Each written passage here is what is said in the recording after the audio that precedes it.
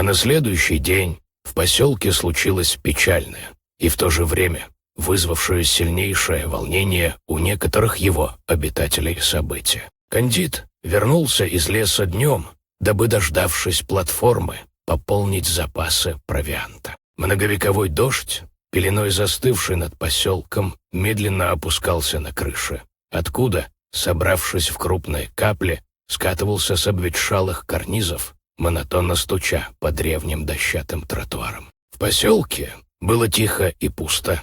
Его обитатели выбирались из домов в редкие промежутки между дождями во время пересменки туч.